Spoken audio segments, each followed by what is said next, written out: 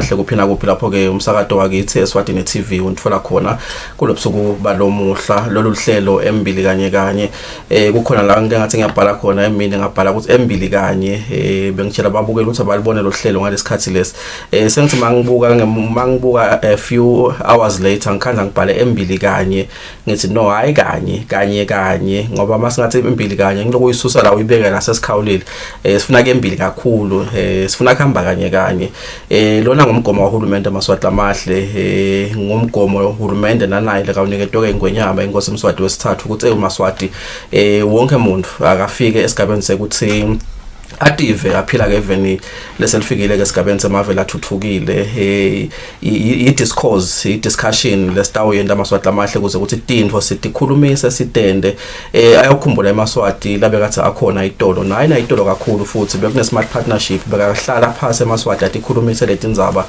afaka ke imicondvo nemibono ngathemba ukuthi lo hlelo lolu luyingcenye yaloko sivulele onke ema stakeholders la neligalelo lelibonakalako ndelive ukuthi ke lifike ke esigabeni semavela athuthukile ikakhulu kati ke inhlelweni tahulumende bathi tiningi kakhulu tintfo letentiwa ngihulumende lokhanza ukuthi kumbe emaswati akalitholi lithuba lokuthi ibonela thudane sinenhlanhla ke thine la emsakatweni weSwatini TV letinye ke tinhlelo noma ema programs nema policies akhe ke uhulumende lahambelana nentuthuko yale live sinalo umthwalo wekwahlatiya siwathathe ke siwamikise ke esiveni ukuthi emaswati atawukhona ukuthi a benefit nokuthi kumbe abe excited ngalawo ma programs uhulumende lakawendako nokuthi abe ingcenye yale ntuthuko lesithi ayibe khona event lakangwane nahle lesivele ke icalile ehlelweni Embili Kanye lomuhla amaswati amahle sidabe sikhulumisa ke indzaba ukuthi kunyenti lokwendekako lokhambelana ke nalomkhuhlane we-COVID-19 lo ngakhanza ukuthi emaswati akanaki lokuthi kuyahamba kube ngomkhuhlane kwakona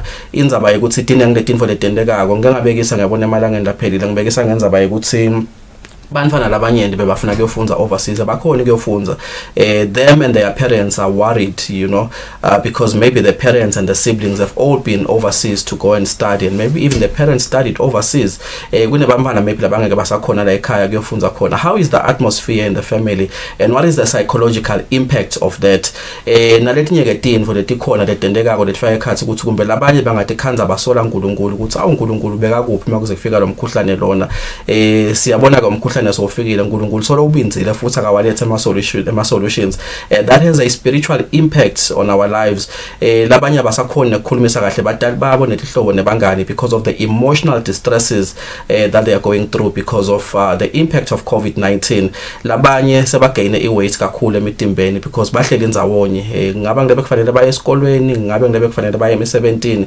because you have been told to work from home so nema kilos lasedulu unawo and this is not the summer body you wanted. We are going to be talking about that tonight, staying fit all round. We are going to be touching on the mental aspect of things. We are going to be touching on the physical aspect of things, the spiritual aspect of things, the emotional aspect of things. Resilience in all these aspects is very key. In the studio with me is Ngwane Dlamini, who is the director of Crossroads Eswatini, a gentleman whom I have been with in the show for almost 3 months now. And Sinaye Melusi Zigalala, who is a life skills trainer, who is also here with us today just to share his views in terms of how we can stay fit all round. And we have got a very, very special guest whom we are going to host. He is in Ghana, but is going to be with us in the show today. His name is Albright Banibenso. We are going to be talking to Mr. Banibenso via Zoom today at 9:30 in the same program. Mr. Banibenso is a state licensed counseling psychologist who is based in Accra in Ghana. He is going to share with us his views, his perspective in terms of what the government of Ghana has done to make sure that they help the people of Ghana to respond to the psychological impact of COVID-19. And not only is Albright Banibenso a psychologist, but he is also a member of the national COVID response team in the Republic of Ghana. Ukulelibandla lelifunyo uhulumende waseGhana ukuthi ke lelekelele kulwa naletinkinga letingaba khona psychologically because of COVID-19. We are very excited to have him on our show via Zoom later on this evening. Dlamini kunene angubingelele nkosi ukuthi ngingakhulumi kakhulu la kodwa mina ngichazile ukuthi ngiyafanana nemfundisi lokufuna indzaba yendlaleni abantu yabatshela ukuthi abaphenduke anguvusele nkosi inkupho lithuba lekuvusele emaswati. Johnny asikuthathi melula ukuthi inyanga yesithathu solo sikanye kanye la siyambonga umdali lo silondolotile Nemba sivusele nasemaswatini la solo asithandazela sibonge achubeka abukele lihlelo. Yeah, ngiyakuceba nje Nkosi la eMaswatini lokuthi uvela ungidirector waka Crossroads kanzi labafundisi siyabathisenga ngalethi khathi leti dalo umkhuhlane wa COVID-19 awusho lokuthi ungiphinze ube ngumfundisi ngoba bengidawo ngiyase ngikucela ukuthi uthandaze la ehlelweni Zikala anguvusele mnethu ngikuphe nethuba lokuthi nana uvusele eMaswatini namuhla. Siyabonga kakhulu John kuba nani kanye ehlelweni lelithi kanye siye Embili siMaswati kulithuba lelihle ukuthi nami ngibe khona kulena ndzawo sito hlephulelana imicondo sibuke kanye nasimo lesibhekene naso siMaswati. Yeah, ngiseta ucela la kubaphathi bami lokuthi basithekele nje ibhasi noma ngabe say 25 seats bese siyayibranda kahle sibhale ukuthi Embili kanye sitabo gibelisa abantu abathi nami ngiyafuna lokho Embili Nkosi utathi ke uhulumende makabona ukuthi wose kunemabhasi la gibelisa abantu bese uyasengetela kumbe kancane. John singahle sibe nenkinga ukuthi banenge abantu labafuna ke Embili singadinga ngisho netindiza. Nembali phela siya 2022 kanti kunjalo Nkosi itopic yethu namuhla ithi staying fit all round Nkosi sengendlalela ukuthi kumbe ngitiphi idingonde started since but why is this topic very important to eMaswati today? Johnny le topic lena angicale ngekuthi nasicetha kule viki lephelile sikhulume indzaba yelicanza. Namhla ngifisa sikhohlwe ngelicanza kusuka lelinye lijali yogawula liphethe elizembelalo naligawula lehlathini gawula liyafomalizela bamandi qhamuka ke lomunye umuntu uyalikhanza zawakithi wafoma wabamandi kangaka kwende njani I've been doing this for the past 5 hours lifomile liyasebenta hard labor lithi ke lelijale limbuka ko lithi hey you should have taken time to rest ngawuphumlile wase uyaloda lelizembe lakho ngoba selicanyekile noma selicunzekile kuze utojuba melula sifika ke esikhathini la khona kunenge besiphishaneke ngako sikhathele uthi 30 bane i-lockdown ithi take time to take cover so that you will recover. Sithi ke lokusahlele asibuke lelizembe lesisebenta ngalo silode so that we become effective. Lokuloda ke le i-COVID ke John iyasita ukuthi asihlale phansi sibuke le effort besolo siyifaka slow down bese siyaloda asilode ke kutotonke letinhlangothi singalodi lunye lihlangothi. Yeah, singaphele ukugawula kuyafuneka kodwa na ugawula ngelizembe lelicunzekile noma lelicanyekile utawudonsa kalukhuni manje. Yeah, zikalala usebenza kakhulu esikhathini lesinyenti ngekulekelela abantu lokuthi kumbe babe bantu labangcono lokulesikubita ngesilumbi ukuthi bathole life skills because if you've got life skills you are able to cope with different situations. I-lockdown noma kumbe i-COVID-19 ishintshe tintfo letinyenti and we quickly gave it a name and said this is the new normal and for some reason I felt like this was quite awkward in its own because kuba normal kanzi usesethukile futhi uyabona and kulokuba normal kwako ngatitshela wena ukuthi ku normal kana kusiko normal you know. We want to talk about mental resilience, emotional resilience, spiritual resilience, you know, but maybe we can start about a few of these things, you know. I don't know if you've made some personal observations with regards to the necessity of this subject here tonight. Ngiyabonga John kulo lokusho ukukhuluma ngana ligama liphekubuya kanenge resilience awusiwe kucala sengilive kanenge nalalihlelweni ngoba ngiyengililandzele loluhlelo nangisekhaya like lavela leligama laze laba itopic ngalenye ilanga lathi we are talking about mental resilience but nawukhuluma ngeresilience awukhulumi ngekuqinisa umhlathi noma ngekuqinisela la kulezivunguvungu ngoba labaningi sebakuthethe kanjalo ukuthi ubuka nje ukuthi hey madima kunalesiphepho lesikiso lesiyi-COVID bese sothi hayi ngidawuqinisa umhlathi izesenge akusiyo ke resilience leyo John. I-resilience ikhuluma ngekuthi utasinase udonsekile wafika ekugcineni utawukhona yini kubuyela ku-original position yakho kuze ukuthi utokhona kuba effective and productive, and this can apply in many sectors of our society, economy, businessini, nawe ungumuntu ikubisela lapho nanikhuluma evini phela nakhuluma ngestress management kwathiwa siyadzingeka stress nangabe stress unaso sisezingeni leli healthy lokho kusho ukuthi utawudonseka ustresseke ekugcineni kwako utawubuyela yini enzaweni la khona utawubuyela ube ngumuntu noma ubuyele kulendlela lobongiyo nangingabekisa nje ngathi leligama lasukela khona lisukela lithathelana tinto ka engineering lekuthiwa i-thermostat yakhiwe ngensimbi legobekile lensimbi eziyengcisa i-currency iya ngekweluleka nayeluleka iyayekela lokuthinza bese le fridge yakho lekhaya John iyemakudvuma iyaphumula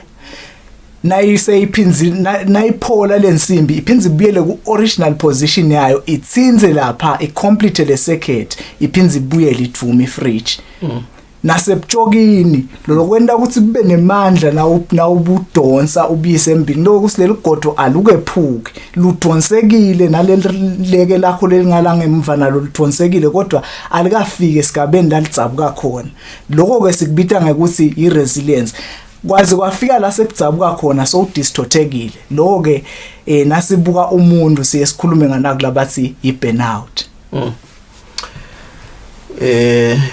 ngiyabonga umlethelo baba Nkosi ngoba kuyevakala ukuthi yabona amaswati eva kahle mangathi utaqoqa le tinfo bekuse njengala mazembe la nguphi lapho khona emaswati atikhanza kumbe sekanale anale burnout khona njengoba abekisa melusi lokuthi ifikile iCovid-19 wathi dibane take cover we have taken cover, and which is what I think most people generally, even across the world, are doing to try and get information to say what's happening. Aslale khaya phuma nihambe siyaphuma siyahamba, you know. But kwenda ini lokho lampilweni yalo muntu leka ngakubona ukuthi angende ngathi uthi uyadosa kusasa khanze ukuthi lamandla ekudosa sekaphelile angathi ukuthi kwenda ini mbamba both emotionally, spiritually, physically and maybe otherwise. Johnny umuntu by nature we are creatures of habit. Kunetinto besidayile ekudenda. So lesimo lesisithi asishintshe our pattern of doing things. So nasintshintsha indlela lesibuka ngayo noma lesicabanga ngayo ibese iya affecteka. Bese kusenda indlela lesiva ngayo nayo iyalimala. Lokusho ukuthi lento nasiyibuka our thinking is associated with our feelings. La influence ama actions ethu. Yeah. Manje lokwendekile lengqondo ngoba lento ingqondo iyakuprocessa iba nebulukhuni yekuconceptualize lempilo lensha sekulimala ke manje le emotional part where we feel sengivungaza ukuthi lento iyati yangihlukubeda lokho nje ngidawuhamba ngifaka imask lokho abantu abamabaye esikolweni bangibuta umbuzo baze bayaphenzelela ngiyabatshela ngize ngiphakamisa livi nje ngoba sengivungaza ukuthi abangiva. Yes. Yeah. So letinhlangothi ke leting 5 ke Jona letakho umuntu lo physical na emotional na social na mental na spiritual tiyatsinzeka nakutsinzeka ke yinye nawusithe nje physical ngisale ngisebenzele endlini kana ngakudayele lawa automatically onke lamanye affectekile. Yeah. Ngalama features sithi they are interlinked. Siqala kuphi izikalala ukulungisa njengoba kubekisa dlamini la kwathinzeka yinye kuthinzeke konke, and the topic here tonight is staying fit all round, and into lethinzeka kakhulu noma lethinzeka kakhulu nje makucala ngilokuthi kuthiwe hey asenime kancane ningaphuma endlini mawuphuma sitakubuta ukuthi uyapi futhi ngendeka sithinge nencwadi eshoko lokuthi uyapi sike saba kulesigaba leso, you know, and I suppose this had a mental impact angathi lokuthi bantu bayukhona ukukhohlwa noma kumbe kubalimete kangakanani mangabe kubalimete, you know, well not necessarily that alone, I'm just making examples lokuthi kunetinto letendekile letibe ishock empilweni yebantu. Ngibona nje labanye babhale incwadi ngepen ukuthi mvumeleni endlule uya emsebenzini kube nama confrontations lamanengi la emgwaqweni amaphoyisa nawabuta ukuthi athi ngeke ngiyithathe le ndvule athi nami ngifuna kuye emsebenzini nangithi nayi incwadi banginikile bangibhalele ngepen, you know. Let's talk about the mental aspect of things, you know. What has happened in our minds? How do we regain resilience and to make sure ukuthi lokwendekile itolo noma lokwendekile as a result of COVID-19 it doesn't affect me in the future? Ubeka yona John kulukhunda kulesengcakiko simaswati futhi angine kukholwa lokho ukuthi asiyukukhohlwa ukuthi indlela lesiyakukhohlwa ngayo siyathi nathi nasesibe omkhulu sibaqoqele ukuthi hey nga 2020 lokwendeka lomunye bebamkhomba bona bayobe bangasakubuki njenge thermometer lokho lesithi kuspam ngoba vele nakudala abusweni bakho ulapha esitolo nami ngicale ngangakujwayela bendani manje sebendani manje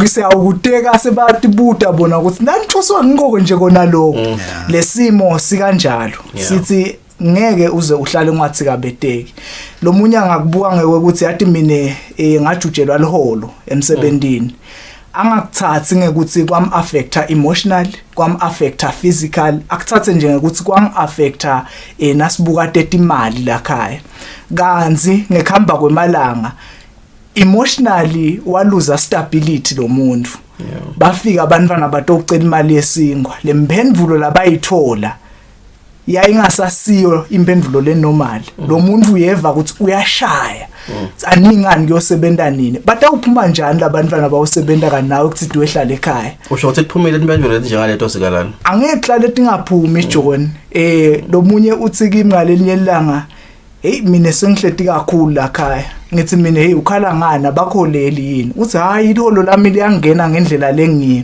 kodwa nje sengidzinwe ngilabantu lengihleti nabo angikujwayeli lokho ukuthi ngingahlala ekhaya ngibone abantu abami namake kusukela ekseni lize liyoshona ekseni lize liyoshona lokho ku destabilize into letinengi so and then linyendi lethu alikakubuki ngendlela lenelichumano letinto lethi ukuthi nangabe ngiaffecteke physically ngitaw affecteka emotionally ngitaw affecteka mentally ngitaw affecteka spiritually ukubuke ngendlela yokuthi ayibasite nje sihlale ekhaya nako so lokho kwenda ukuthi le stress si accumulate some have been laid off actually Hulumende will provide the intervention because of those reasons you know in as much as it is a good thing but njengoba usho umuntu uthriver utiva happy ngekuthi nje uyavuka athathe likhuba endeleka kwendako mase uhleli phansi khona lo kwendako vele emtimbeni nasengqondweni ngekuhlale kungendi lutho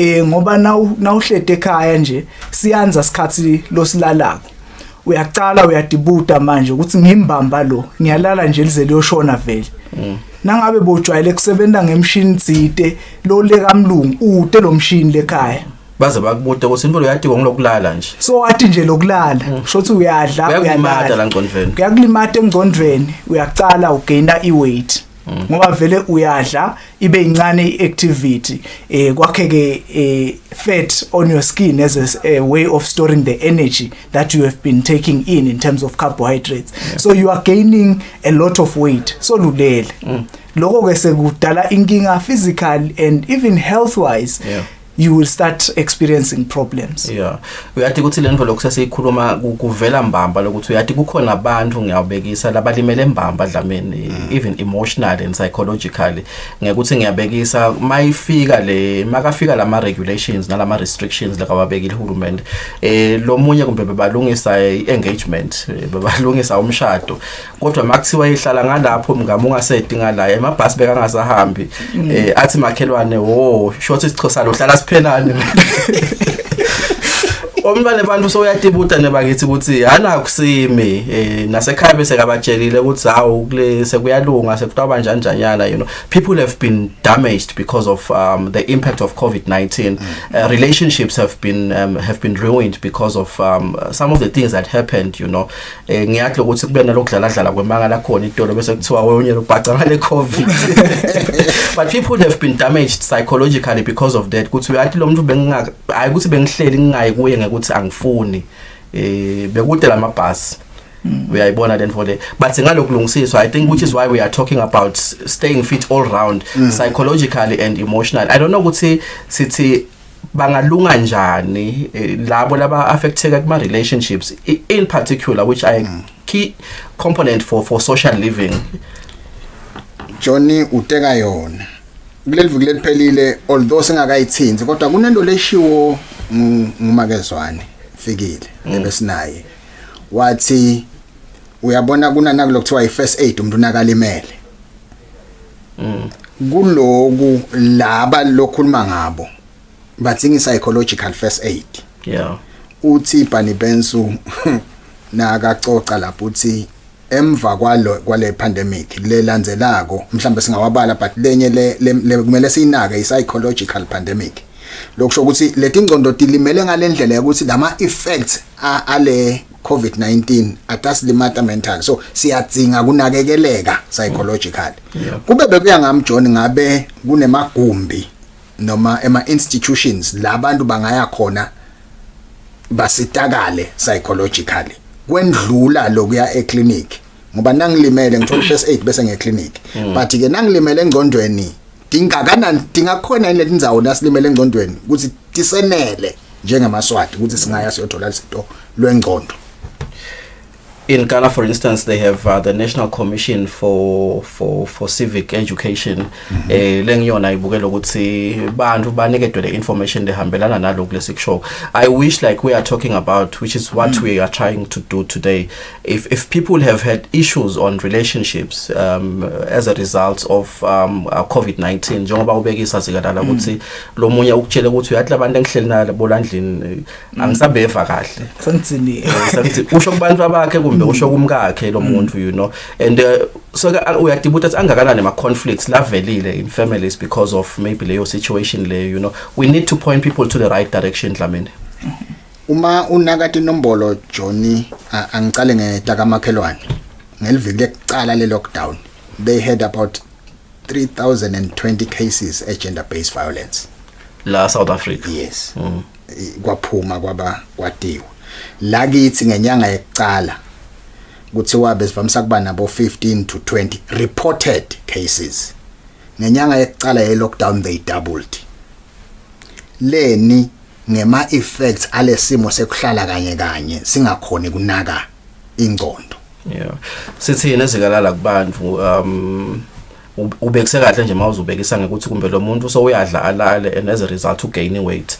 Lo muntu so angry at the wrong people, children and the wife or whoever is in the house, a loved one. And there's the psychological damage that has happened because umcashi uthi asawuhlala ekhaya kancane sitakubita kodwa labanye lengisebenza nabo wabathatha wathi abachubeke mina sengihlele ekhaya ulimele lo muntu, and we are trying to help this person today to retain the original state of mind in a situation that is not normal. Although we call it normal. Yeah. John ilkhuni akusiko lula ngoba ingqondo yemuntu imfuna kumbisela le ku routine la bekajwayele kuphila khona. Kodwa thina sithi gain your state of lendlela lobo ungiyo ungangeni kulesimo lesi khona lokuthi ubuyele emuva ube khona. Lokhu ke ngenhlanhla lenhle ukuthi kwendeka ngetigaba kube bewukhonile ungumuntu kunaka letigaba lekutati hamba ungafiki la khona se distorted ngoba kutawucala ngeke ukuthi ukhona lokuba nawo lamandla ekuvuka ekseni uphume la mbhedzeni uyohleka uhlale nalabantwana iye ngekuya lento uye ngekuthula uye ngekuya lento ubonakala ngathi uyajula ngemicabango iye ngekuya lento ugcine sohlala le kamerweni ungasaphumi lapho ke sesingakubeka sicishe sithi usesigabeni se burnout. Nanawe sonekutisola nekungadithanzi nekungadiva kahle kanzi kube bewukhonde kukubona lento ungakakunkina lateli wafika esigabeni la khona sekukhungetandla netinyawo bekungakhona ukuthi udile nako ngendlela lengcono. So emaswatini ngicabanga ukuthi into lengayisho ngoba socially and emotionally ngicanga lapho la sikhuluma khona which also affects our mental state. Dincane letindzawo tetinsida kodwa ke ngalokuthi asiphili sodwa siphila ku society siphila ku community kukhona lokusekelana nekusekeleka nekuba semndenini, so the understanding iyadzingeka nje nasilakhaya sisodwa kuthi yathi ngiyabadzinga nje abantu engahlala nabo phasi ngikhulume nabo ngibatekele ukuthi ngiyawukhumbula lo mshini lengihlale ngudonsa le kaMndungu. Lokusho nje uthi yathi ngiyawukhumbula ngendeka nanye ilanga ekseni uvuke ugcoke uniform takho ngalendlela loboti igcoka ngayo. Lenye nje leke ngengayibuka ngathi yathi asikayinaki labanengi bakujabulele bathi hey siyosebenzele emakhaya kuyazuma ke kulamalanga siyazuma siya Skype senda in but there is a blind side of it because you forget that you are a physical being. Utkanza so a virtual being. uyatsinwa lama hour awkward sebenza nebantu labangesheya kwetilwandle kufuna uvuke nga12 ebusuku ube nemhlangano ngoba sekusekuseni lekibo ene le mihlangano it's back to back nalomunye ungene nga8 lomunye uphumile nga8 ungena lomunye nga11 nga12 uphumula nini yeah. And the fact that these are people you cannot connect with on a realistic manner, you know, you cannot shake hands, you cannot see their smile or like the warmth really, you know, which is what you are saying. Ukuthi kusenta sibe disengaged. Sehlelo maswatla mahle Embili Kanye Kanye sikhulumisa ke indzaba ukuthi how do you stay fit all round. We are not prescribing anything.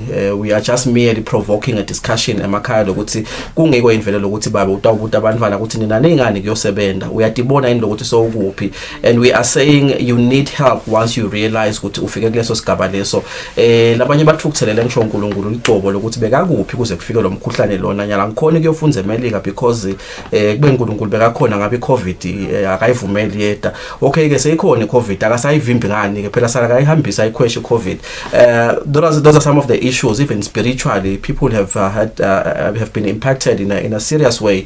We are going to take a quick break and when we come back we are going to talk to Albright Albani Bensu, who is in Ghana, the capital city there.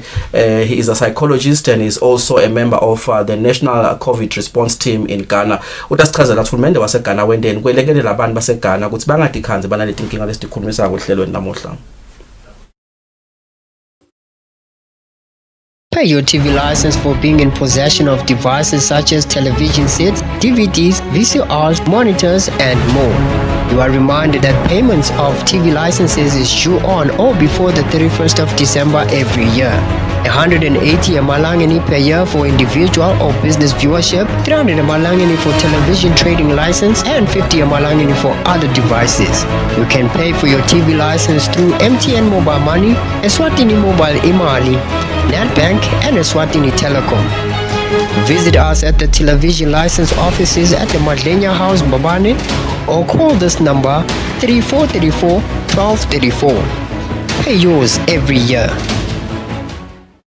Oh, nice! Where do you get DSTV Premium? It's a crazy story, man. So last week I'm at the shop looking at getting DSTV access when this dad walks in with 6 kids and they're screaming, "Daddy, where's mommy?" So I'm like, how do you keep them little ones in check? And he's like, DSTV family, man. And I'm like, for real? And he's like, for real. So I'm thinking, hey, that's not a bad idea. But then in watch this guy wearing a Liverpool jersey. So I asked him if he watched the game last week.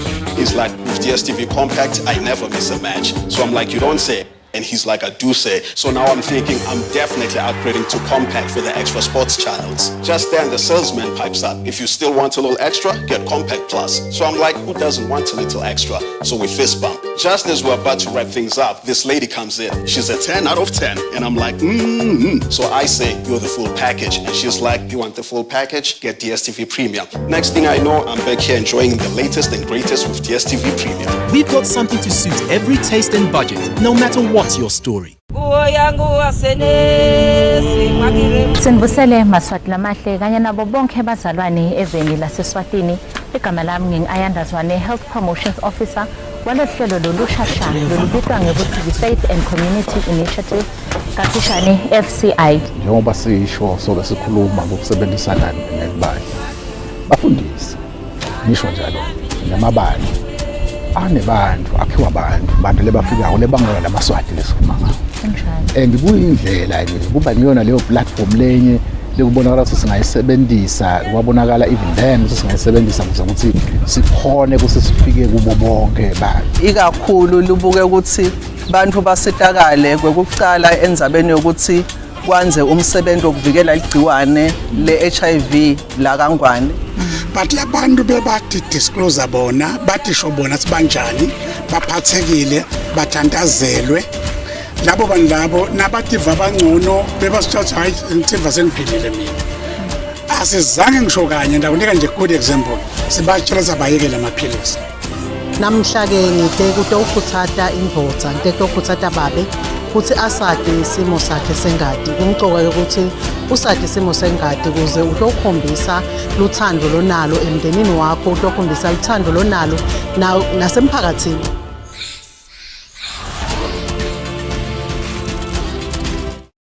Kudla kwempilo, food for life. an agricultural program that shows how a farmer brings food to the nation.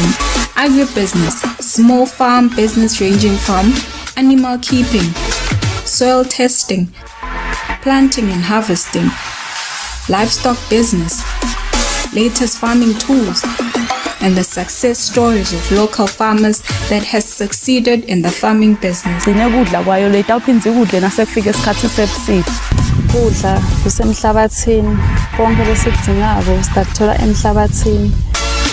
Kuyaphileka. Uvame ukuthengisa leti ndvuna letilungela ukuthi setiyohlala.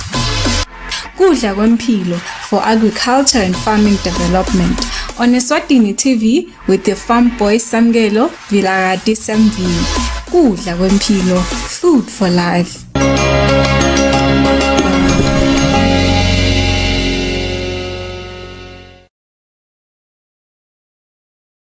The family secret that seeks to end in marriage. Just tell me the truth, man. As your wife, I deserve that at least.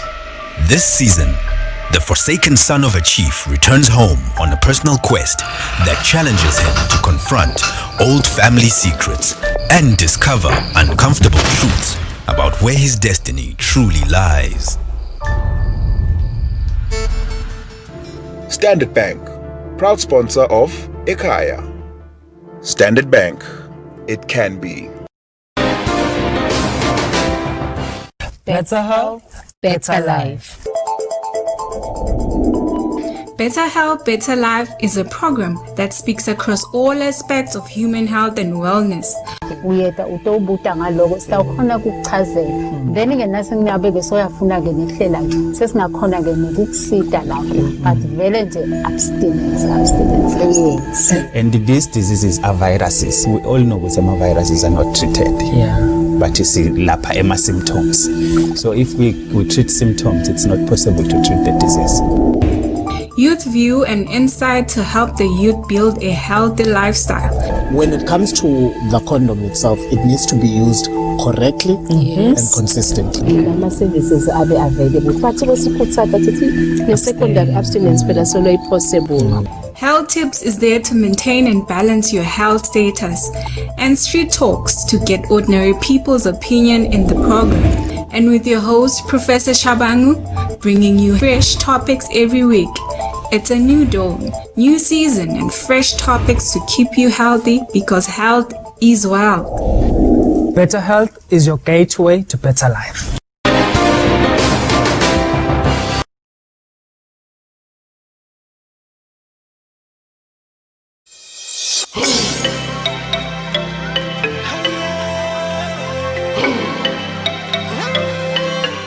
Eye on SADC, telling the African story from an African perspective. This is the only news program bringing you news, views, and interviews straight from the countries where it happened. Join me in Ndishishi Hamfungu as I take you on a journey across Southern Africa. That's on Eye on SADC, news of SADC from SADC.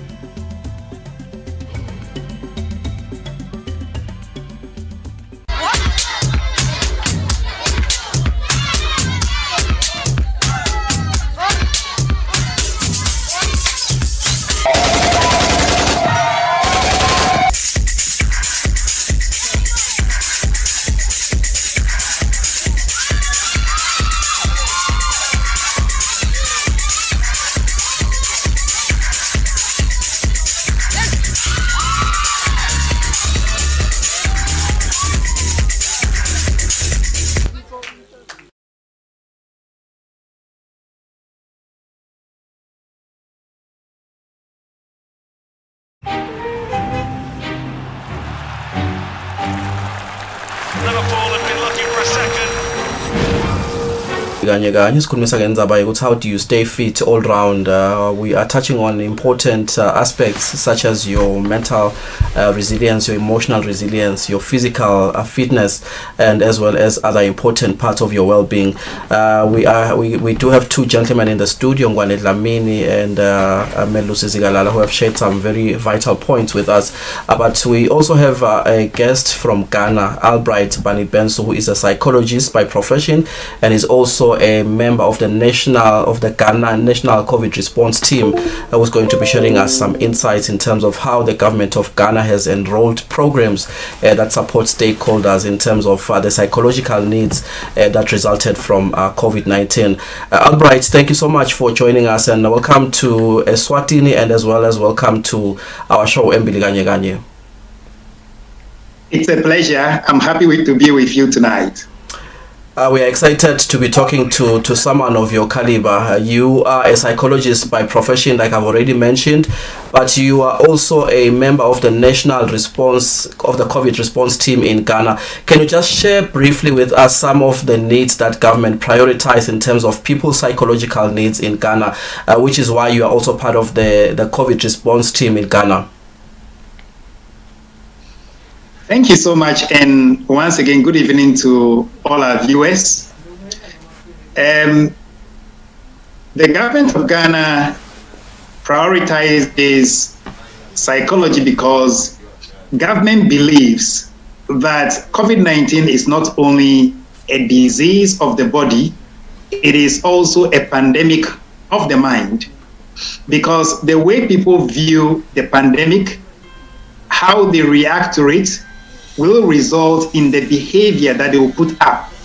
And that behavior could help in fighting the pandemic, or that behavior would work against fighting and winning war against the pandemic. So knowing this, the government from the very onset of the pandemic has enrolled the Ghana Psychological Association to come in to partner with them and to ensure that people have holistic healthcare in my country. And I suppose, obviously, there were specific programs tailor-made to different stakeholders. Can you highlight some of those programs that were tailor-made to meeting the psychological needs of stakeholders? Yes. The association has worked at various levels. For example, the first main government organization that psychologists train is what we call the National Commission for Civic Education. This commission is responsible for disseminating accurate information to the entire populace of the nation. So the association work with them so that they will receive accurate information on the pandemic, the facts and the myths. The association trained them to know how to give what we call basic psychological first aid. They also learned how to deal with stigma. And they have used all this information to build their capacity, first of all, and also disseminate it to the rest of the population of Ghana. We have also worked with the immigration and the military of the country, because immigration are the first people that anyone coming into Ghana will meet, or anyone leaving Ghana will pass through before leaving the country. So they are another important agency of government that received our training. We also focus on the association called the Ghana Employers Association. These are the people who employ the workforce of Ghana. So it's important for them to understand the impact of COVID-19 on businesses. They needed to understand how their employers will feel, how they will think, and how they will react, and to help them to understand how to restructure their workplaces to be more conducive to the fight against the pandemic. There is also what you call the tripartite impact of COVID-19. Can you share your thoughts and your views around what this is, and maybe by definition what the tripartite impact of COVID-19 is? Okay, by the tripartite impact of COVID-19, we mean that COVID-19 has an effect on people's thoughts. So the way you think of the pandemic is going to affect the way you feel about it. And the way you feel about it, whether positively or negatively, is going to influence the kind of behavior you are going to put up. For instance, from the beginning of the pandemic, we have had a lot of conspiracy theories coming up, which were false information, but made to look very genuine. Those who believe in this have a certain mindset. They developed a lot of fear. They were not going to believe in the protocols that were going to be rolled out. And these people have to be reoriented to think the right way, to believe that there is a pandemic, to believe that you can fight it in your mind and overcome it, to know that certain feelings they will have. For instance, if you wake up in the morning and you do not feel like going to work because you are afraid of contracting COVID-19, we will tell you it is normal. But then you also need to tell yourself that if you take the precautions, you can move out and come back home safely. So that is your thoughts influencing how you feel, reorienting your feeling to influence the right behavior that you need to exhibit. So this is the tripartite impact of the pandemic. And of course, I think I just want us to go back a little bit to the issue of some of the programs that government assigned your team that deals with the psychological impact of COVID-19. There were specific programs tailor-made to businesses and the military in particular.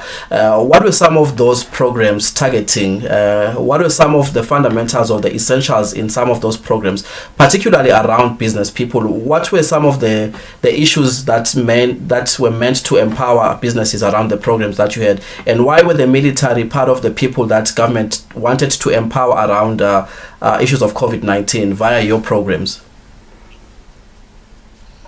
First of all, with the military, most of the enforcement of the protocols have to be done by the military and the police.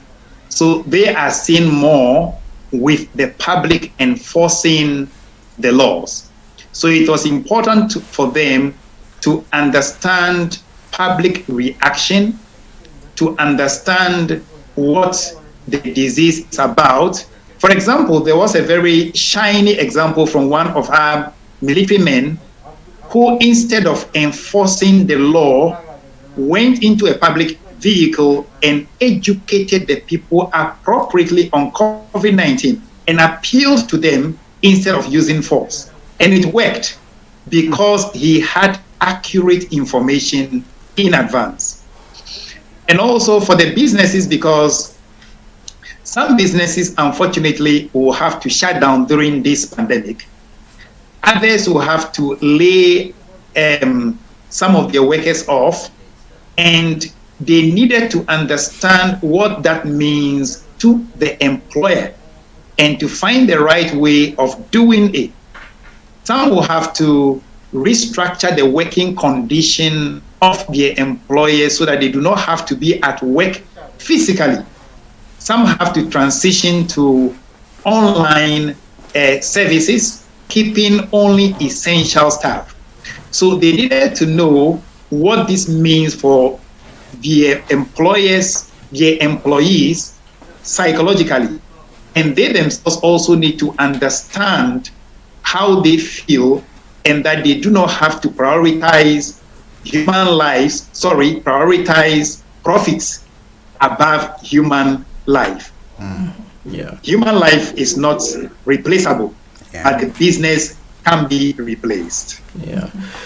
The truth of the matter at the end of the day, Albright, is the fact that, like you are mentioning, people that have been laid off, people who have been affected in many different ways, have suffered psychologically, and this has an impact on the way they've been living their lives, and maybe in terms of how they are going to come out at the end of the pandemic. What advice do you have, or what were some of the programs that you rolled out from a government perspective to say, we are going to touch the masses, and this is the information that we are going to disseminate to make sure that people who have been affected by layoffs and many other things, even the restrictions in terms of travel, have had a social impact in many other ways, What were some of the programs that you put in place, and what were the messages specifically around some of those programs? Yes, we try to build the resilience of people. It is part of what we call stress inoculation. It is like taking a vaccine in advance before a disease comes your way, but this one is psychological vaccine that we have to give to the people. For example, one of our key messages is to help people understand that the pandemic should not be seen as something that has happened to you. Rather, it should be seen as something that has happened for you. There are many positive sides to the pandemic, but as human as we are, when things happen, we are prone to look more at the negative side of it. What about having more time with your family? What about having more rest than before? We have always been running up around doing a whole lot of things, and our body needs rest. If you do not have adequate rest, you break down. Your mind needs to relax. And the pandemic gives the opportunity for us to be restricted to have what we have not had in many years. So people are helped to understand it from this perspective. Also, we need to look at it in a bigger picture of working on things that will make us self-sufficient. Before COVID-19, there were many things that we depended on external forces or external resources on. But then during this time, you realize that those external resources have been cut off. So it helps us to be more creative, to see what we should have built that we failed to build, and what we could do to make ourselves more self-sufficient. So these are some of the information we sent out to build the people through this pandemic. When I spoke to you earlier on today, I highlighted the issue of the younger ones being the most affected, particularly the school-going ones. They haven't been to school in like maybe 4 or 5 months now, and they're probably wondering. And the messages they are receiving at the top level, they are receiving messages that are received by adults. While we may think they are coping, from a psychological perspective, I believe they are not coping. What are some of the things have you seen or noted, or programs that were implemented in your country that have helped younger people to cope with the stresses of COVID-19? First of all, government ensured that a lot of the educational programs that would traditionally be done in a classroom were rolled onto the televisions and other online channels. Therefore, there were classes still available for our children all the way from kindergarten to the tertiary via dedicated channels on TV. So students were still learning, only that this time around, supervision had to be done more by the parents than the teachers. The private schools also had their own online strategies for reaching out to students, some by creating WhatsApp platforms where they upload teaching videos for parents to play for the children and to guide them in doing their assignments. When it comes to children, interestingly enough, they are able to cope with these kinds of things more than adults do. But then the reaction of adults has influence on the children. If the adults look very calm in the face of the pandemic, the children observe it and they also feel very calm. But if adults are agitated, the children pick it and they also become very anxious and unsure of the future. So part of our program is to help adults to understand that whatsoever reaction they have will influence the reaction of their children. So they need to learn how to keep themselves psychologically, physically, emotionally sound. Then the children will also take a cue from that. And that has worked for a lot of families and a lot of children. Yeah, and maybe just one last question before we round up. I've been mentioning this in my introductory remarks on the show, that a lot of people are probably even blaming the creator, God himself, to say, why did he allow such a virus to invade our spaces? And we do understand that, yes, maybe it was a surprise for everyone, but why isn't God providing a solution, you know? And I think that affects the spiritual foundations or values of many other people, you know? And I think that is a psychological issue as well, which I believe maybe from a psychological perspective, you can offer some advice on. You are right. A lot of people have questioned the existence of God during this pandemic. They've asked themselves, where was God when all this happened? And why is it that he did not pre-inform anyone? But then, yes, some other people have also understood that in all things, God works for the good of his children. So there might be a bigger plan and a bigger picture. Those who understand it this way are able to cope better than those who think that there is no help for them. So the psychologists take the perspective of the fact that everything works for a bigger goal and that we need to focus on that bigger goal. If you ask the right questions, you will get the right answers. For example, you ask yourself, for all these years that I've been worshiping God, is it simply because he has been good to me? So why wouldn't I trust the same God of the light as the God of the darkness? People who understand it this way have a better psychological way of coping with the COVID, knowing that now they have a responsibility to act on behalf of God. There are people who are poorer than you. God expects you to save them during this time. This is the time to prove that you are able to represent God and give hope to people. So we help people to see this in a bigger way, that God wants to use you now to reach out to others. And that has helped people who understand it this way.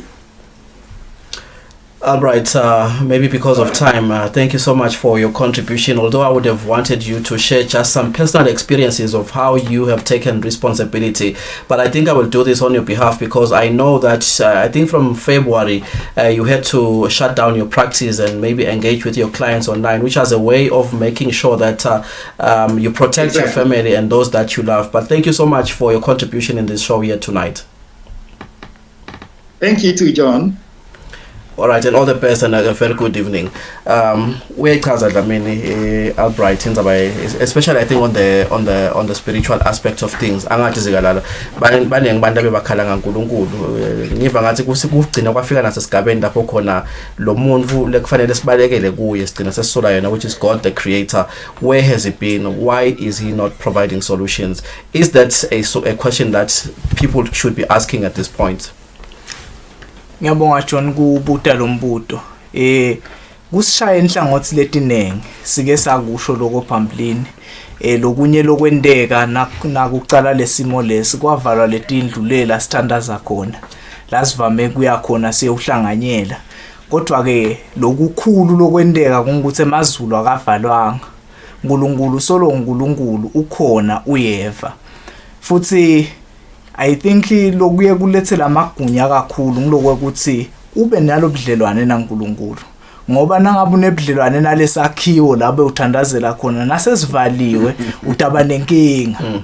Kodwa nangabe unebudlelwane naNkulunkulu unako lokwethemba ukuthi yathi noma ngabe ngingithandaza ngifrustratekile njengoba usho ukuthi sibalekela kuye ngiyona ncaba yethu, uba naso lesiciniseko sokuthi ngoba ngiyamati lo muntu lengithandaza kuye ngako ke ngiba sure ukuthi uyangiva ngaso sonke isikhathi impendulo yakhe kade ifana nalendlela thina sibantu lesicabanga ngayo esikhathini esiningi nasithandaza siye sifune ukuthi suke lobhlungu lengibivako ngaleso sikhathi kodwa yena tinjongo takhe tingetulu kwalendlela thine lesicabanga ngayo. I think lokuthi awenda lo mehluko lomkhulu konke ngilokho ukuthi uthandaze kuNkulunkulu lonebudlelwane naye. That is the basis of it. Even when the foundations of your faith are shaken, what really will keep you on course is knowing and being confident in a God that you know. Yeah, ngoba khuluma just briefly ngenza bayebantu kumbe la sebagain weight because I am sitting at home, I've been laid off, stress and so on and so forth. When we say people should keep physically fit, lo muntu atibuta ukuthi ngikwendeleni lokho because vele ngistressed, angikwa samsebentini, anginamali, my family is broken maybe because of all the issues I've been going through. Why should I look after myself physically at a time when everything around me is falling apart? Kuyendeka lokho ukuthi ngalesikhathi into ukucinzetelekile nale stress isikhona indlela yokuthi consola noma ekutishayisa ngemoya kube ngilokudla kakhulu so nangabe utatinaka lokho kutakusida ngoba nangakubeka njenge number line ngithi kunelihlangothi lo negative kunelihlangothi lo positive ngalesikhathi udla kakhulu your health will deteriorate as your body weight increases. So now utati gatsa wena utawubanga kwekuthi noma sewengcile lo mkhuhlane noma lesimo lesikiso ukhone kusala solo ufit ungjohn lota ukhona kuba productive noma lota ukhona kubiyela emsebentini ende lokungcono kanzi ngalesikhathi utati bukelela utawuhamba uyele extreme end la utati khanza khona sekudevelopa kugula tsite emtimbeni wakho lokusho ukuthi you are not resilient anymore lesimo sihambe nawe ngani wena bekufuneka lesimo sengce sikushiye ungcono futhi kunanasicala asikocode Dlamini. Asibonge Johnny lithuba lesilitholile namhla elihlelweni nekuba mngani wethu Albright waseGhana ngicabanga siloku la kushido kuyasita kusishiya nensayeya ukuthi chaza lini lesifisa kulidlala eksiteni banakethu bodzadze wethu tihlobo tethu nemaswada kithi kunase isikhathi nasi mhlawumbe umuntu sekangashiya nje umlayedo ukuthi asibonakale singilaba nguNkulunkulu ngiyayithanda lenza singilaba letha lusito nesikhathi senhlupheko kubantu lesiphila nabo. Dlamini kunene siyabonga Nkosi kuba nasehlelweni izikalala siyabonga kakhulu mnethu ngidawucela Dlamini lapha inza kulethe khona le ndamcela akulethele kona le ngifile lokuthi kungasida ikakhulu kade because we need the positive energy during this time Dlamini ukuthi khulumisa lethi inzaba emaswata tawusitakala sikhulumisa ngenzaba yokuthi maswata amahle umkhuhlane ukhona and let not families be broken and let not those who have been affected or been impacted by COVID-19 especially negatively feel like this is the end of their lives. We want them to come out of this difficult situation or to stay there knowing that this thing is going to pass. It's not going to be like this forever. We need you to be in good spirits. We need you to remain resilient psychologically and emotionally and physically as well. Ngifuna kusho ngemagama egcina Dr. Tedros Lo Secretary General World Health Organization emagama lengicabanga ukuthi atawusisida imihla ngemihla masihamba kwenta tinqumo letingito uthi we are asking everyone to treat the decisions about where they go, what they do, who they meet as life and death decisions because they are inzaba resistance in terms of you not taking the necessary precautions and instructions from government and maybe other stakeholders. These are life and death decisions and we need to stop being careless about our movements as the message is loud and clear. Maswatla mahle sibongele kuba nathi ke ehlelweni Embili Kanye Kanye sithi ke libukeleni nakusasa ngensimbi yemfica ekseni noma ke nithole khona ke ka YouTube. Jehova kasigcina sibonane ngalokudako siphilile nisale kahle.